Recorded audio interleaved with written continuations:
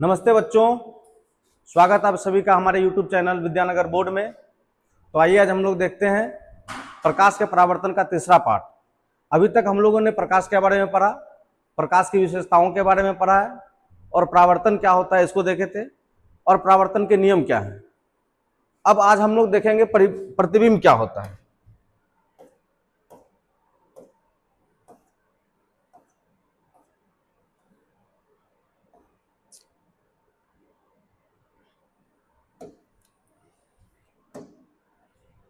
तो प्रतिबिंब आप लोग देखे होंगे, आप सभी आईने में अपना प्रतिबिंब देखे होंगे। तो प्रतिबिंब क्या होता है? जब किसी प्रकाश स्रोत से कोई प्रकाश परावर्तन के बाद किसी बिंदु पर आकर मिलती है या मिलती हुई प्रतीत होती है तो उसे हम लोग क्या कहते हैं? प्रतिबिंब कहते हैं। देखिए, किसी प्रकाश स्रोत से आ रही प्रकाश की किरणें परावर्तन के बाद जिस बिंदु पर मिलती है या मिलती हुई प्रतीत होती है, आपको यह बात अच्छे से याद रखना होगा, क्योंकि यहां से फिर आपको दो परिभाषा अपने आप याद रहेगा, है ना। तो इसलिए हमको ये परिभाषा ज्यादा अच्छे से याद रखना चाहिए कि प्रतिबिंब किसे कहते हैं। तो प्रकाश स्रोत से आ रही प्रकाश की किरणें परावर्तन के बाद जिस बिंदु पर मिलती है या मिलती हुई प्रतीत होती है उसे हम लोग क्या कहते हैं? प्रतिबिंब कहते हैं। जैसे अगर हम लोग कोई दर्पण लेते हैं,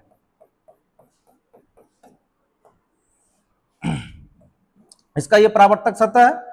अब कोई प्रकाश की किरण आ रही है ना, और ये मुख्य फोकस से गुजरेगा और एक किरण हम यहां ले लेते हैं, ये किरण भी फोकस से गुजरेगा।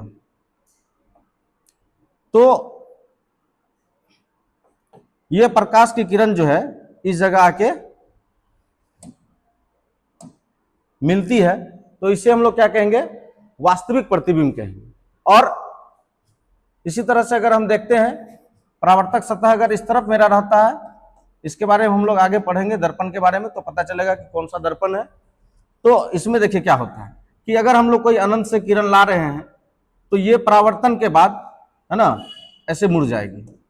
और यहां से भी अगर कोई हम लोग अनंत से किरण ला रहे हैं तो ये परावर्तन के बाद मुड़ जाएगी। और अब देखिए क्या होगा कि इसका फोकस इधर रहता है ना। तो ये इस तरह से लगता है क्या, इधर इस बिंदु पे जाके मिलती हुई प्रतीत होती है ना। तो यहां इसका क्या होगा? प्रतिबिंब का निर्माण होगा। तो इसीलिए प्रतिबिंब के बारे में कहा जाता है कि यह परावर्तन के बाद क्या होता है? मिलती है या मिलती हुई प्रतीत होती है। तो इसी के आधार पर हम लोग प्रतिबिंब को दो भाग में बांटे हैं। एक हमारा क्या है? वास्तविक प्रतिबिंब, और एक क्या है? काल्पनिक प्रतिबिंब। तो आइए हम लोग देखते हैं कि वास्तविक प्रतिबिंब क्या होता है। वास्तविक प्रतिबिंब किसी प्रकाश स्रोत से आ रही प्रकाश की किरणें परावर्तन के बाद, याद रखिएगा, परावर्तन के बाद जिस बिंदु पर मिलती है उस बिंदु को उस वस्तु का वास्तविक प्रतिबिंब कहते हैं। जैसे अभी हम लोग थोड़ा देर पहले देखे थे कि ये मेरा कोई दर्पण है ना। तो इस जगह हम लोग प्रकाश को लाते हैं, अनंत से कोई प्रकाश की किरणें आ रही है और ये फोकस से गुजरेगी, है ना, ये फोकस से गुजरेगी परावर्तन के बाद। तो यहां पर क्या होगा? इसका प्रतिबिंब बनेगा। तो इस तरह से हम लोग क्या देखते हैं कि यहां पर वास्तविक प्रतिबिंब प्राप्त होता है और आभासी प्रतिबिंब या काल्पनिक प्रतिबिंब, याद रखिएगा कि इसी को हम लोग आभासी प्रतिबिंब भी कहते हैं।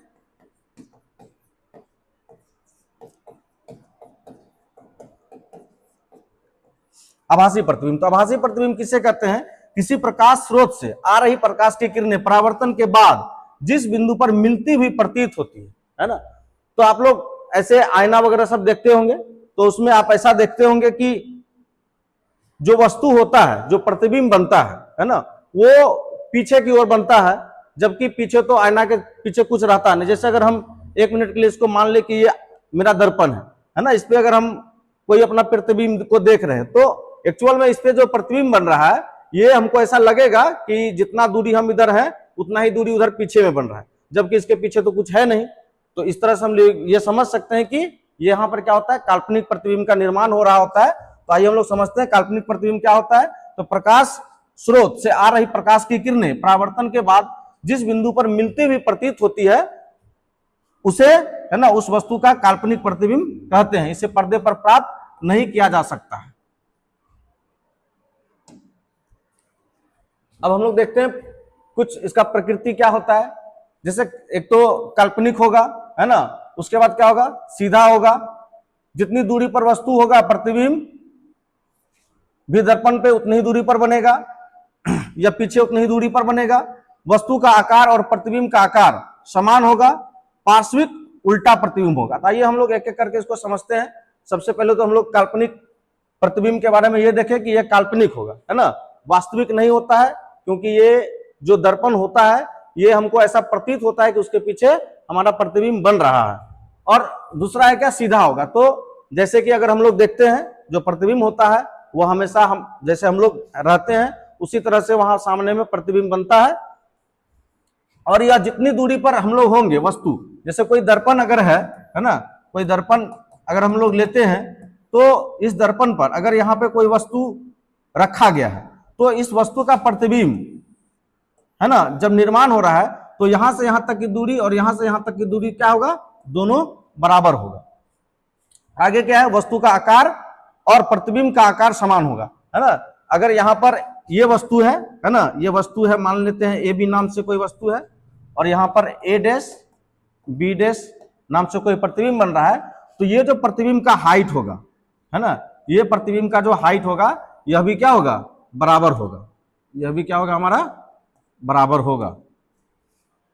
और फिर है क्या, पार्श्विक रूप से उल्टा प्रतिबिंब बनेगा। अब देखिए पार्श्विक रूप से उल्टा प्रतिबिंब क्या होता है, तो कभी कभी आप लोग अपने आईने में ऐसा देखते होंगे कि अगर आप कोई चीज बायां हाथ खड़ा करके पकड़ना चाहते हैं तो आपको लगेगा कि उसमें दाहिना हाथ पकड़ा रहा है ना। जैसे आप लोग देखते होंगे एम्बुलेंस सब लिखा रहता है गाड़ी सबके आगे, तो वो उल्टा लिखा रहता है। क्यों, दर्पण में जब हम उसको देखते हैं तो वो हमको क्या लगता है, सीधा लगता है। तो एक्चुअली वहां क्या हो रहा है कि अगर सीधा लिखा रहता तो वो उल्टा बनता, है ना। इसलिए ऑलरेडी वहां क्या किया जाता है, उसको उल्टा लिख दिया जाता है ताकि फिर वो स्पष्ट रूप से सीधा दिखे, है ना। जैसे अगर यहाँ पे हम लोग कोई आर लिखते हैं तो हमको दर्पण में ये इस तरह से लिखा हुआ प्रतीत होगा, है ना। अगर ये मेरा दर्पण ले लेते हैं तो ये इस तरह से उल्टा प्रतिबिंब का निर्माण होता है। इसी को हम लोग क्या कहते हैं, पार्श्विक उल्टा प्रतिबिंब कहते हैं। आइए अब हम लोग देखते हैं वास्तविक प्रतिबिंब और काल्पनिक प्रतिबिंब में अंतर। यह 10वीं कक्षा के बोर्ड का बहुत ही वीवीआई क्वेश्चन है ना। हर बार ये क्वेश्चन लगभग पूछा ही जाता है, तो इसे आप लोग अच्छे से याद रखेंगे। वास्तविक प्रतिबिंब और आभासी प्रतिबिंब या काल्पनिक प्रतिबिंब, इसी को हम लोग आभासी प्रतिबिंब भी कह रहे हैं, आभासी प्रतिबिंब। तो वास्तविक प्रतिबिंब और आभासी प्रतिबिंब में आपको अंतर लिखने के लिए कहा जाएगा। तो जैसा कि इसका नाम ही है क्या, वास्तविक प्रतिबिंब, तो सबसे पहले ये पॉइंट आपको याद रखना है कि यह वास्तविक कटाव से बनता है ना। और काल्पनिक प्रतिबिंब में क्या होगा, यह काल्पनिक कटाव से बनता है। इसमें आपको ऐसा लगेगा कि जो मेरा किरण है ना, वो परावर्तन के बाद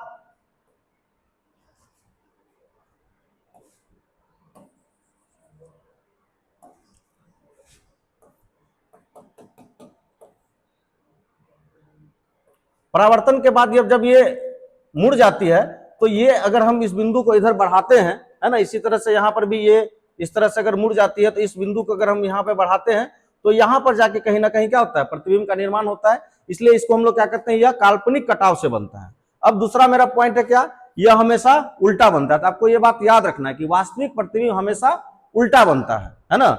इसको हम लोग जब अलग अलग दर्पण में प्रतिबिंब का निर्माण को पढ़ेंगे तो और अच्छे से समझ लेंगे कि क्या उल्टा होता है और कैसे उल्टा निर्माण होता है। और इसमें काल्पनिक में क्या होगा कि यह हमेशा सीधा प्रतिबिंब को बनाएगा। तीसरा हमारा पॉइंट है क्या, इसे पर्दे पर उतारा जा सकता है ना। और यहां पर क्या होगा, इसे पर्दे पर उतारा नहीं जा सकता है। चौथा क्या होगा, यह दर्पण के सामने बनता है और यह दर्पण के पीछे बनता है ना।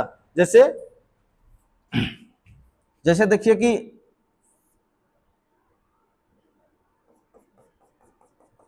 ये मेरा दर्पण है।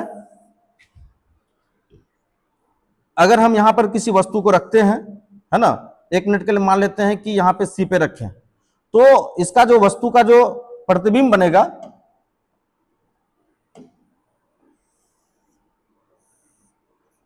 है ना। इस वस्तु का जो प्रतिबिंब बनेगा इसी ओर बनेगा,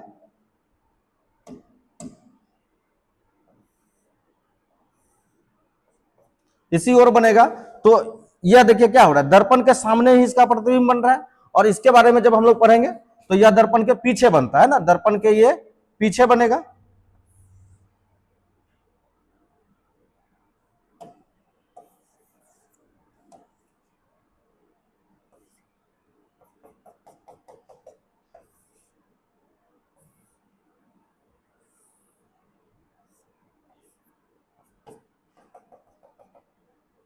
तो एक्चुअल में जब इसको हम लोग पीछे की ओर मिलाएंगे तो ये देखिए दर्पण के पीछे बन रहा है ना, ये परावर्तक सतह है, और कहीं ना कहीं दर्पण के पीछे मेरा प्रतिबिंब का निर्माण होगा। तो इसलिए हम लोग यहाँ कह सकते हैं क्या, यह दर्पण के सामने बनता है और यह दर्पण के पीछे बनता है। अब मेरा नेक्स्ट पॉइंट है विपरिवर्तन किसे कहते हैं। तो विपरिवर्तन क्या होता है कि अगर आप किसी प्रतिबिंब को किसी ऐसे दर्पण में देखते हैं, है ना, जब उस वस्तु का प्रतिबिंब, है ना, उसके क्षैतिज अक्ष के परिचय क्या होता है, 180 डिग्री घूमता है। जैसे अगर हम इस वस्तु का प्रतिबिंब देखें तो दर्पण में हमको ये वस्तु इस तरह से दिखाई पड़ती है ना, यानी बिल्कुल उल्टा प्रतीत होगा। तो इससे हम इस घटना को हम लोग क्या कहेंगे, विपरिवर्तन कहते हैं। जैसे देखिए यहां पर भी इस चित्र को दिखाया गया है ना, यहां पे एक लड़की खड़ी है, जब ये अपना इस पे प्रतिबिंब को देखती है तो देखिए ये बिल्कुल इसके उल्टा प्रतीत हो रहा है ना। तो इसलिए इसका परिभाषा क्या होगा कि यह एक ऐसी घटना है जिसके कारण वस्तु का प्रतिबिंब क्षैतिज अक्ष के परिचय 180 डिग्री के कोण पर घूम जाता है, अर्थात वस्तु का ऊपर वाला भाग नीचे हो जाता है और नीचे वाला भाग ऊपर हो जाएगा। तो इस घटना को हम लोग क्या कहेंगे, विपरिवर्तन कहेंगे। नेक्स्ट पॉइंट है हमारा पार्श्व विपरिवर्तन किसे कहते हैं। तो पार्श्व विपरिवर्तन किसे कहते हैं, देखिए अगर दर्पण में, है ना, अगर हम दर्पण में आर लिखा हुआ देखेंगे तो हमको दर्पण में ये उल्टा दिखेगा। कभी कभी आप लोग ऐसा भी महसूस करते होंगे कि आप दर्पण में ऐसे हाथ उठाएं और आपको लगा क्या कि मेरा बायां हाथ उठ गया, जबकि आप दाहिना हाथ उठा रहे हैं, है ना। तो यह एक ऐसी घटना है जिसके कारण किसी वस्तु का प्रतिबिंब उदग्र अक्ष के परिचय 180 डिग्री के कोण पर घूम जाता है, अर्थात वस्तु का दाईं वाला भाग बाईं हो जाता है। तो इसे हम लोग क्या कहेंगे, पार्श्व विपरिवर्तन कहते हैं। नेक्स्ट पॉइंट है हमारा दर्पण किसे कहते हैं। तो देखिए दर्पण आप लोग सब हर दिन यूज करते होंगे, है ना, हम लोग दर्पण वगैरह सब, आईना वगैरह सब उसको कहते हैं, है ना। तो आईना का इस्तेमाल हर रोज हर कोई करता है, इसका बहुत ज्यादा उपयोग है अलग अलग जगह पर। हम लोग उसके उपयोग को भी देखेंगे। तो आप लोग दर्पण को जान रहे हैं। तो देखिए दर्पण क्या होता है, दर्पण चिकना और चमकीला सतह जो प्रकाश के परावर्तन के नियम का पालन करता है ना। जब तक कोई वस्तु से प्रकाश लौटेगी नहीं, परावर्तन होगा नहीं, तब तक हम उसको दर्पण नहीं कह सकते हैं।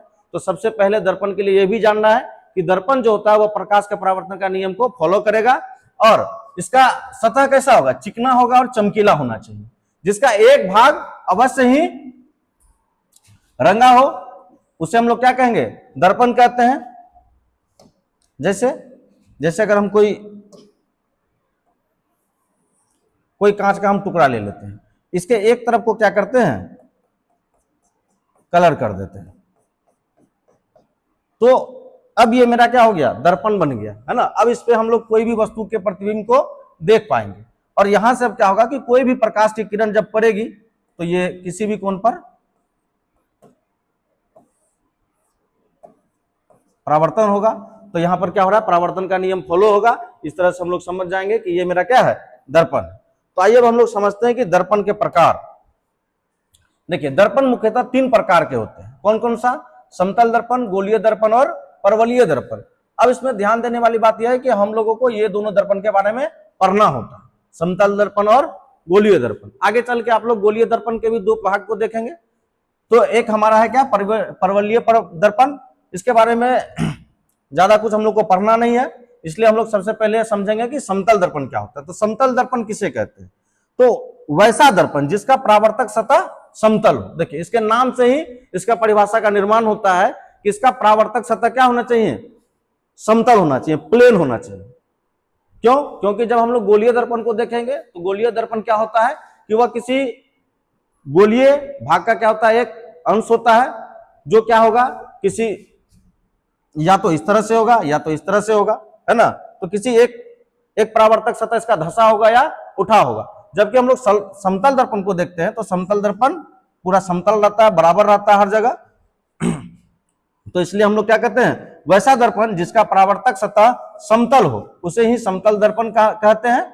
इसमें बना प्रतिबिंब हमेशा सीधा, काल्पनिक और बराबर बनता है।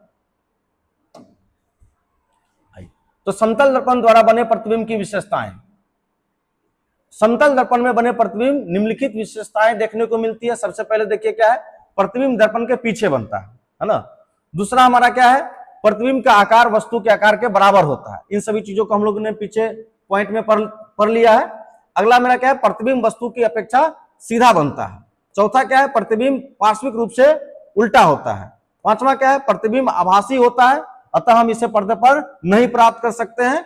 और छठा क्या है, प्रतिबिंब दर्पण से उतना ही पीछे बनता है जितना वस्तु के दर्पण से आगे होता है ना। जैसे आप लोग ऐसा महसूस करते होंगे कि अगर आप किसी आईना के सामने अगर खड़े होते हैं तो आप और दर्पण के बीच जितना दूरी होता है उतना ही दर्पण के पीछे आपको लगेगा कि मेरा प्रतिबिंब बन रहा है। तो यही चीज है कि प्रतिबिंब दर्पण से उतना ही पीछे बनता है जितना वस्तु दर्पण के आगे होता है। जैसे समझिए कि ये मेरा दर्पण है और यहां कोई व्यक्ति खड़ा है ना, या कोई वस्तु है। अब इस वस्तु का दूरी जितना होगा, यहां से यहां तक का जितना दूरी होगा उतना ही दूरी पर हमारा क्या होगा, प्रतिबिंब भी प्राप्त होगा। मतलब यह दूरी और यह दूरी क्या है, बराबर है।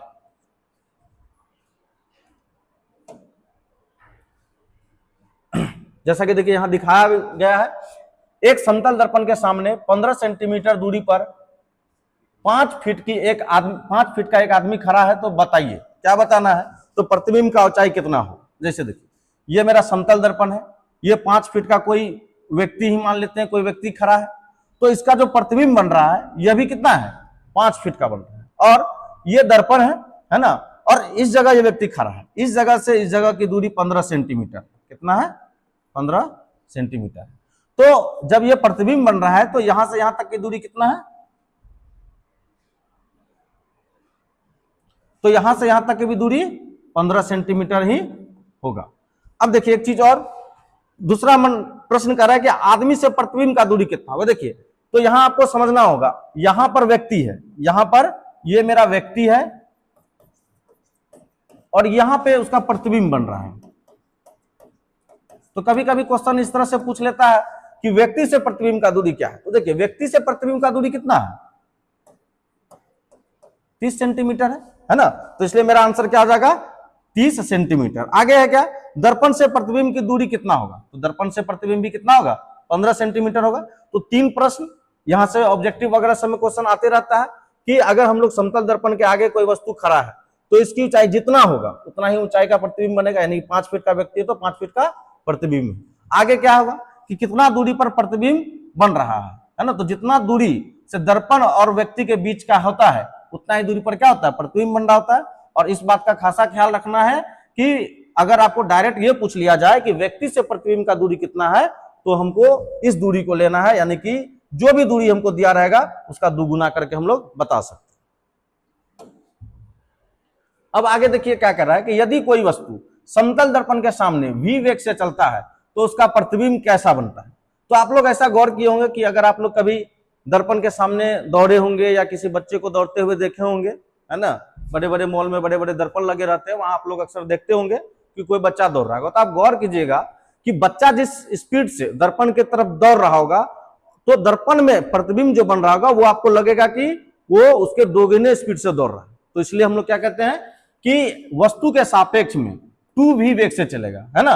v वेग से अगर व्यक्ति चल रहा है तो दर्पण में हमको क्या दिखेगा, 2v वेग से चलेगा, और दर्पण के सापेक्ष v वेग से चलेगा, है ना। जैसे एक व्यक्ति 10 मीटर प्रति सेकेंड वेग से समतल दर्पण की ओर चल रहा है तो बताएं, तो अगर क्वेश्चन ये पूछा जा रहा होगा कि बताएं कि दर्पण में व्यक्ति किस रफ्तार से चल रहा है या दर्पण में क्या व्यक्ति का क्या वेग है, तो हम ये कह सकते हैं क्या, 20 मीटर पर सेकेंड।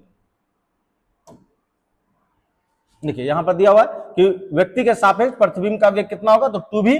तो अगर व्यक्ति का वेग क्या है 10 मीटर पर सेकेंड है, तो यहां पर क्या आ जाएगा 20 मीटर प्रति सेकेंड दर्पण में उसका वेग होगा।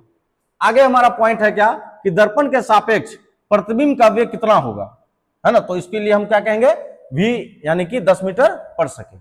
देखिए अब दूसरा नोट है, किसी समतल दर्पण में किसी वस्तु का पूरा प्रतिबिंब दिखाई देने के लिए वस्तु की ऊंचाई कम से कम आधी ऊंचाई का दर्पण होना चाहिए, है ना। जैसे हम लोग या कोई भी वस्तु का पूरा प्रतिबिंब बनने के लिए उसका दर्पण का कितना आवश्यकता पड़ता है, तो हम ये कह सकते हैं कि जो भी वस्तु है उसके ऊंचाई का आधा दर्पण, आधा ऊंचाई होना चाहिए दर्पण का, जिसमें कि उसका पूरा प्रतिबिंब बन जाएगा। यानी कि अगर कोई व्यक्ति, है ना, अगर कोई व्यक्ति, जैसे यहां देखिए क्वेश्चन भी दिया है कि एक 5 फुट का आदमी किसी समतल दर्पण के सामने अपना पूरा प्रतिबिंब देखना चाहता है, तो दर्पण की लंबाई कम से कम कितना होनी चाहिए, तो 2.5 फुट होनी चाहिए। जैसे अगर कोई 5 फुट का व्यक्ति है ना, तो दर्पण कितना होना चाहिए, तो दर्पण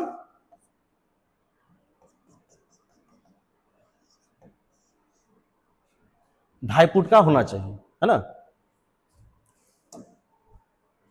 आइए अब हम लोग समझते हैं कि गोलीय दर्पण किसे कहते हैं। तो गोलीय दर्पण क्या होता है, ऐसा दर्पण जिसका परावर्तक सतह खोखले गोले का भाग होता है। जैसे आप लोग गेंद वगैरह सबको देखे होंगे, तो कभी जब गेंद टूट जाता है ना, फट जाता है, तो आप उससे देखे होंगे, तो उसका अंदर क्या होता है, खोखला होता है। वैसे ही गोलीय दर्पण भी क्या होता है, अंदर से खोखला होता है, और जो उसका बाहरी परत होता है उसी के किसी एक भाग को हम लोग क्या करते हैं, कलर कर देते हैं, और हमको एक दर्पण प्राप्त हो जाता है। तो इसलिए दर्पण जो गोलीय दर्पण का परिभाषा बनता है वो क्या बनता है, ऐसा दर्पण जिसका परावर्तक सतह एक खोखले गोले का भाग होता है। जैसे अगर हम देखिए ये मेरा कोई गोला है ना, ये पूरा समझ लीजिए कि कोई दर्पण है। अब इस दर्पण को हम क्या करते हैं, इतना हटा देते हैं, तो ये जो अंश बचा ये किसी न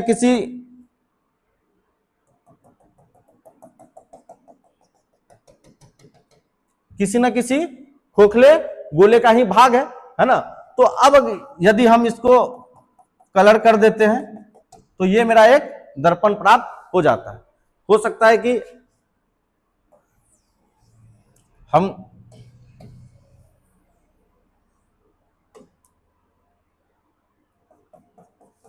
इस तरफ क्या कर दे, इसे कलर कर दे, तो ये भी क्या होगा, दर्पण प्राप्त होगा। तो देखिए दोनों क्या है, किसी न किसी खोखले गोले का ही क्या है, एक भाग है। इसलिए यह क्या होता है, एक खोखले गोले का भाग होता है, जिसे हम लोग क्या कहते हैं, गोलीय दर्पण कहते हैं। यह क्या होता है, 2 प्रकार का होता है, एक अवतल दर्पण और एक क्या होता है, उत्तल दर्पण। तो आइए हम लोग समझते हैं एक करके क्या होता है अवतल दर्पण, क्या होता है उत्तल दर्पण।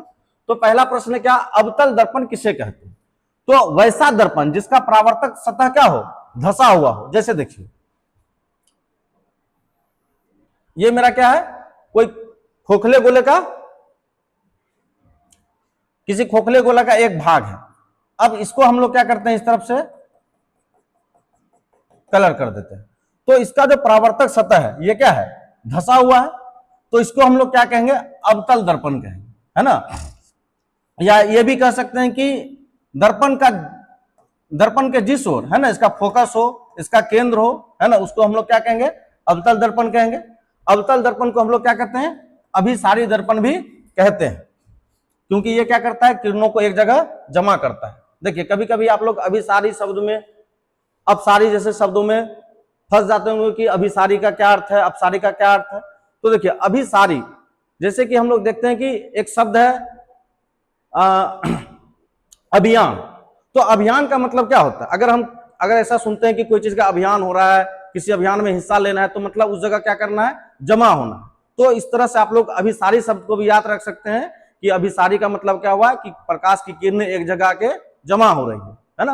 अब आगे हम लोग देखेंगे उत्तल दर्पण। उत्तल दर्पण क्या होता है, जिसका परावर्तक सतह उभरा हो, है ना, उभरा हो या उठा हुआ हो।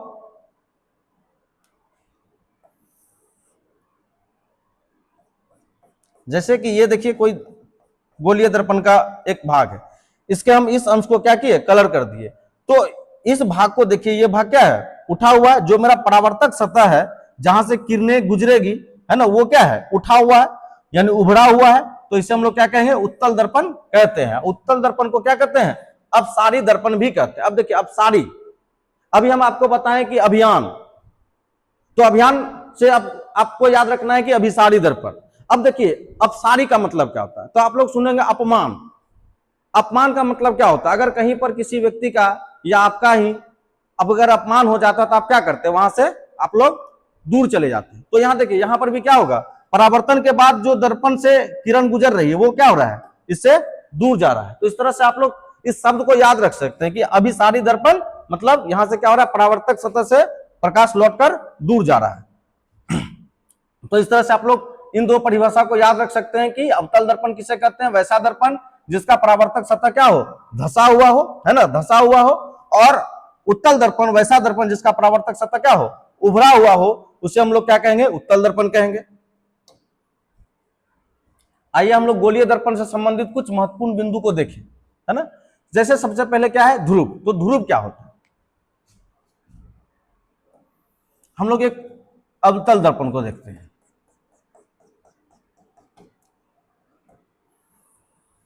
देखिए सबसे पहले हम इसको समझते हैं, ये क्या है, ये है मेरा प्रधान अक्ष, है ना, जिस और इसी प्रधान अक्ष के ये जो परावर्तक सतह है जहां से ये मिलता है, इसे हम लोग क्या कहेंगे, ध्रुव कहेंगे।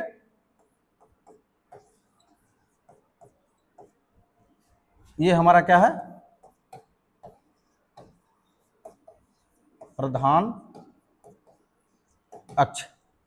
आगे है क्या, वक्रता केंद्र।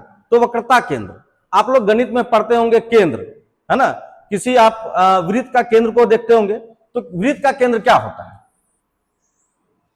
जो वृत्त होता है उसका जो मिडिल पॉइंट होता है, ये मेरा क्या होता है, केंद्र होता है। तो यहां हम लोग इसी केंद्र को पढ़ रहे हैं, बस यहां पर क्या पढ़ रहे हैं, वक्रता केंद्र के नाम से उसको बोलते हैं। तो जैसे देखिए कि ये कोई गोलीय दर्पण का भाग है, तो इसका जो केंद्र आएगा लगभग हम ये मान लेते कि ये मेरा क्या है, केंद्र। अगर हम इस दर्पण को पूरा घुमाएं तो यहां पर क्या आएगा, ये केंद्र आएगा, जो क्या नाम से जाना जाता है, वक्रता केंद्र।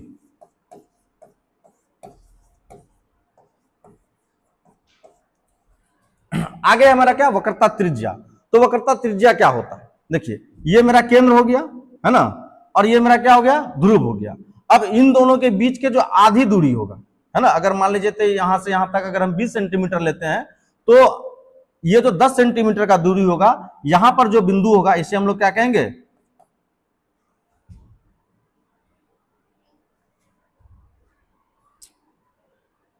अच्छा सॉरी एक चीज, वक्रता त्रिज्या आपको हम बता रहे थे। तो हम इस दूरी को, है ना, इस दूरी को हम लोग क्या कहेंगे, वक्रता त्रिज्या कहेंगे। अब है हमारा क्या, फोकस दूरी। फोकस दूरी क्या होता है, तो जो दर्पण होता है उसका जो परावर्तक सतह होता है ना, और जो ये फोकस होता है, इसके बीच की दूरी को हम लोग क्या कहेंगे, फोकस दूरी कहेंगे। इसको हम लोग क्या करते हैं, छोटी एफ से प्रदर्शित करते हैं। और है प्रधान अक्ष। प्रधान अक्ष आप लोग पहले ही देख चुके थे। उसके बाद है द्वारक। द्वारक क्या होता है, जो परावर्तक सतह होता है, ये जितना दूर पर फैला होता है यही क्या होता है, द्वारक होता है। और फोकस आप लोग क्या देखें कि जो वक्रता केंद्र होता है उसका जो आधी दूरी पर जो बिंदु होता है वो क्या होता है, फोकस होता है। तो आइए एक एक करके हम लोग इसके बारे में देखें। वक्रता केंद्र किसे कहते हैं, जिस दर्पण जिस खोखले गोले का बना होता है उसके केंद्र को ही क्या कहते हैं हम लोग, वक्रता केंद्र कहेंगे। जैसे अगर एक गोलीय दर्पण लेते हैं, है ना, अब इस गोलीय दर्पण का देखिए कि यहां पर क्या होगा, केंद्र होगा। तो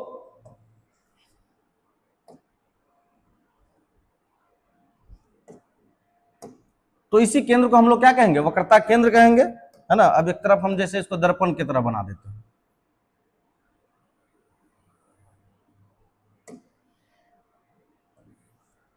तो ये जो पॉइंट आया मेरा, ये पॉइंट क्या आया, वक्रता केंद्र के रूप में आया, जो इस दर्पण का क्या है, केंद्र है। अब है क्या, दर्पण का ध्रुव किसे कहते हैं, तो दर्पण के मध्य बिंदु को दर्पण का क्या कहते हैं, ध्रुव कहते हैं। जैसे ये दर्पण है तो इसके जो ये इसका जो ये मिडिल पॉइंट है ना, इन दोनों के बीच का जो ये मिडिल पॉइंट आएगा यही मेरा क्या कहलाएगा, दर्पण का ध्रुव कहलाएगा। तीसरा मेरा पॉइंट है वक्रता त्रिज्या किसे कहते हैं, तो गोलीय दर्पण के वक्रता केंद्र और उसके ध्रुव के बीच की दूरी को वक्रता त्रिज्या कहते हैं ना। तो जैसे देखिए ये केंद्र है, ये केंद्र और ये क्या है, ध्रुव है, ध्रुव है। तो इन दोनों के बीच का जो भी पॉइंट आएगा, है ना, उसी पॉइंट को हम लोग क्या कहेंगे, वक्रता त्रिज्या कहेंगे। अब है क्या, प्रधान अक्ष किससे कहते हैं, तो गोलीय दर्पण की वक्रता केंद्र और ध्रुव से होकर जाने वाली प्रधान अक्ष को प्रधान अक्ष कहेंगे, है ना। जैसे कि ये दर्पण है, तो इस दर्पण से ये जो मेरा इसका केंद्र था और ये जो मेरा एफ था, इस होके जो रेखा को हम लोग गुजारेंगे, इसे ही हम लोग क्या कहेंगे, प्रधान अक्ष कहते हैं। अब है क्या, दर्पण का द्वारक किसे कहते हैं, तो दर्पण का चौड़ाई को ही क्या कहेंगे हम लोग, दर्पण का द्वारक कहेंगे। मतलब कि ये मेरा दर्पण है, तो यहां से जो यहां तक का दूरी होगा, है ना, यहां से यहां तक का दूरी अगर हम देखें ए बी नाम से, तो इसे ही हम लोग क्या कहेंगे, दर्पण का द्वारक कहते हैं। तो आशा करते हैं कि यहां तक आप लोगों को हमारी कक्षा पसंद आ रही होगी। अगर आप लोगों को हमारा कक्षा पसंद आ रहा है तो हमारे चैनल को सब्सक्राइब करें, ज्यादा से ज्यादा शेयर करें, लाइक करें, कमेंट करें। धन्यवाद।